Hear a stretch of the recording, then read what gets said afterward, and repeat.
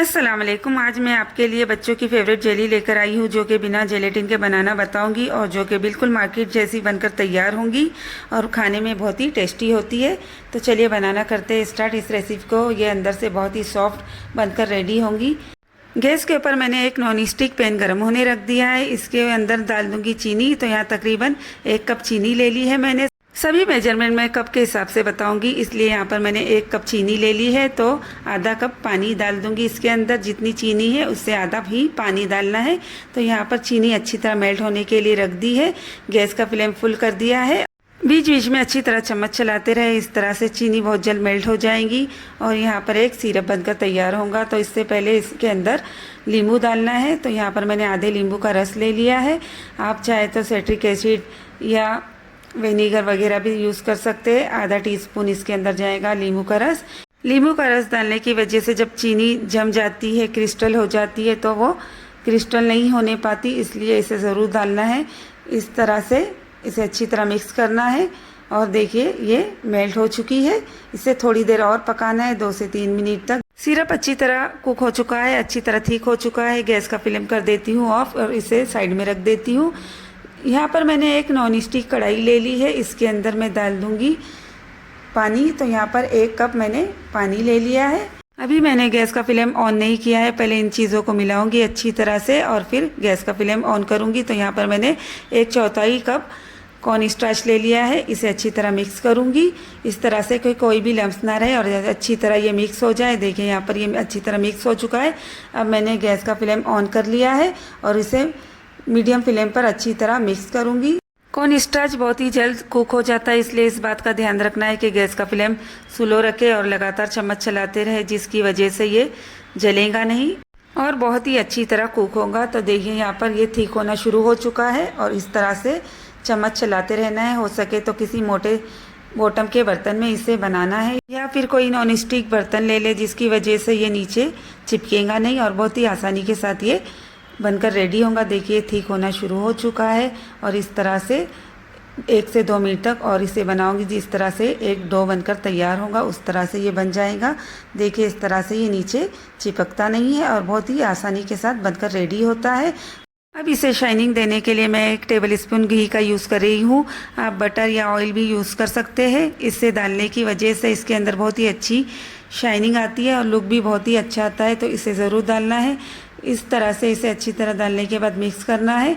तो देखिए कितनी अच्छी शाइनिंग आ रही है।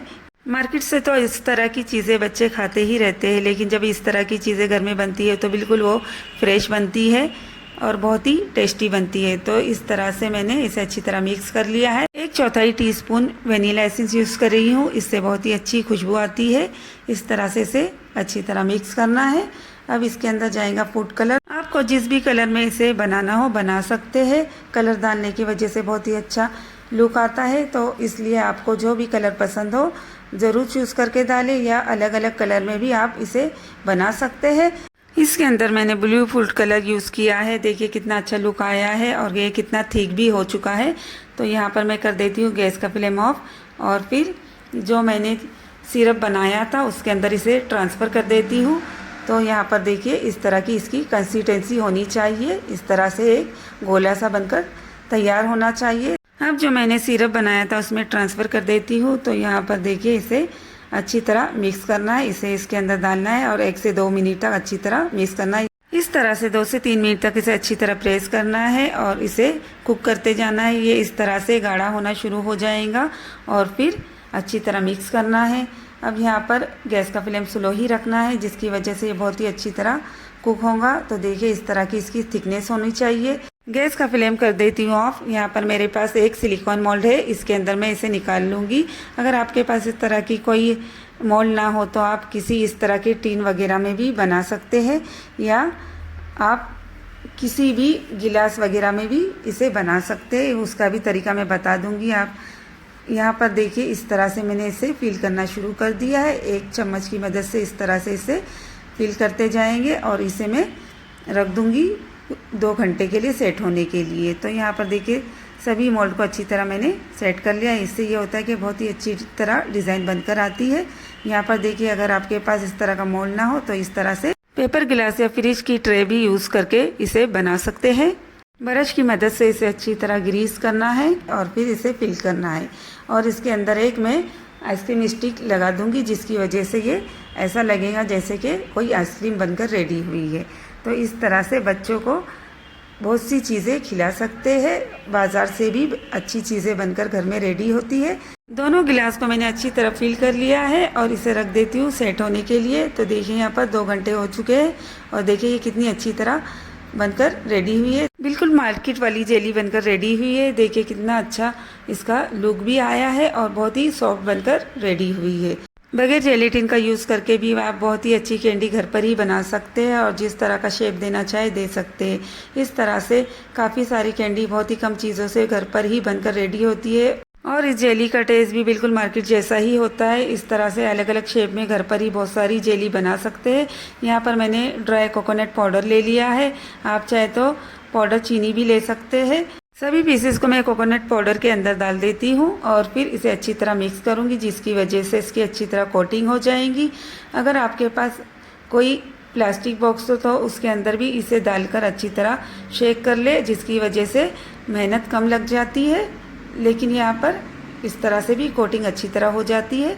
तो जिस तरह से आपको कोटिंग करना हो कर सकते हैं। इस तरह से देखिए कितनी अच्छी तरह ये चिपक जाते हैं और फिर बहुत ही खाने में टेस्टी लगते हैं। इस तरह से हल्का सा हिला दे और देखिए कितना अच्छा इसका लुक भी आया है और ये बहुत ही सॉफ्ट बनी है। इसे तोड़कर भी मैं बता देती हूँ, लेकिन इससे पहले मैंने जो यहाँ पर कप में जेली जमने रखी थी उसे भी बता देती हूँ। देखिए ये भी अच्छी तरह जम चुकी है। बगैर कोटिंग किए हुए भी ये जेली बहुत ही टेस्टी लगती है, इसलिए आप चाहे तो इसे कोटिंग करें या ना करें, ये सभी तरह से बहुत ही टेस्टी बनकर तैयार होती है। इस तरह से आप जेली बनाकर फ्रिज में स्टोर कर सकते हैं। ये कई दिनों तक ख़राब नहीं होती है और बहुत ही कम चीज़ों से इसे आप बना सकते हैं। देखिए कितना अच्छी तरह ये दोनों कैंडी बनकर रेडी हुई है। चाहे तो इसे कोटिंग करें या ना करें, ये बहुत ही खूबसूरत लुक में बनती है। बहुत ही सॉफ्ट जेली बनकर रेडी हुई है, अंदर से भी ये बहुत ही सॉफ्ट है। इसे तोड़ के भी बता देती हूँ। वीडियो पर नए हो तो चैनल को सब्सक्राइब कर दे, वीडियो को लाइक कर दे और बेल आइकन को भी प्रेस कर दे, ताकि आने वाली वीडियो की नोटिफिकेशन आपको मिलती रहे। इस तरह से बहुत ही आसान रेसिपी आपके लिए लाती रहूँगी। मिलते हैं फिर नेक्स्ट रेसिपी में, तब तक के लिए अल्लाह हाफिज़।